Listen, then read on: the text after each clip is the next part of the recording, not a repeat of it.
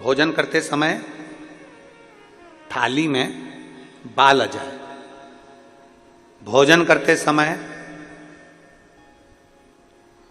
एकदम खाते खाते गले में मिर्ची लग गई, हिचकी चलने लगे, भोजन करते समय एकदम ठसका लग गया, अटक गया भोजन, पानी अटक गया। रोज प्रतिदिन भोजन में थाली में बाल आ रहा है, प्रतिदिन ठसका लग रहा है, प्रतिदिन अगर तुम्हारे हिचकी आ रही है भोजन करते समय, प्रतिदिन आपके साथ में ये क्रम हो रहा है, तो समझ लेना कि तुम भोजन करते हो उस समय पर आपके घर का कोई पूर्वज, कोई भूखा या प्यासा जरूर रह गया है, जिसके कारण बस वो हमको भोजन के समय पर बहू को या बेटे को याद करता है।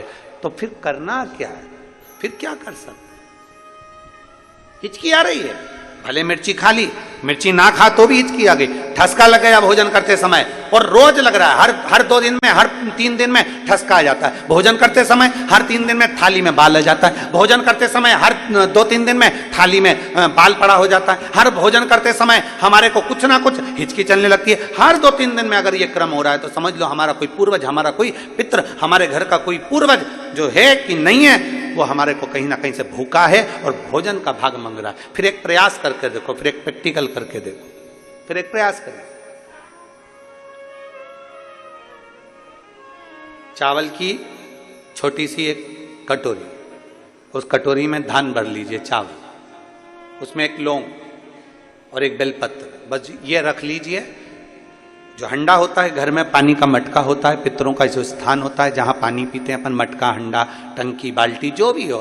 आजकल तो लोग आरओ लगा लिए हैं, तो नीचे भी तुम मटका रखते होगे, हंडा रखते होगे, टंकी रखते होगे, उसी के पास में वो कटोरी रख दीजिए।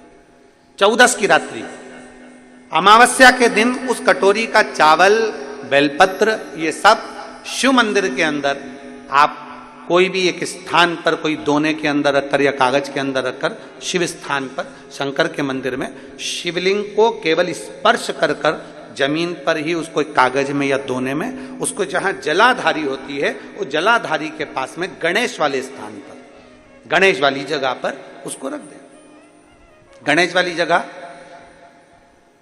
फिर समझिएगा, ये शिवलिंग जलाधारी, ये जलाधारी का चरण जहां से पानी बहता है, सीधा हाथ सीधी तरफ पर गणेश जी का स्थान होता है, लेफ्ट में कार्तिकेय का स्थान होता है, बीच में अशोक सुंदरी का स्थान होता है।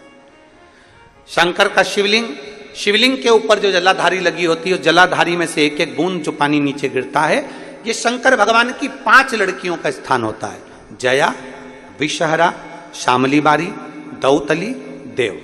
शंकर जी की 6ठे नंबर की लड़की का स्थान बीच में होता है, जिसका नाम है अशोक सुंदरी। ऐसा स्थान, और ये पार्वती जी का हस्तकमल हो गया, शंकर का स्थान हो गया।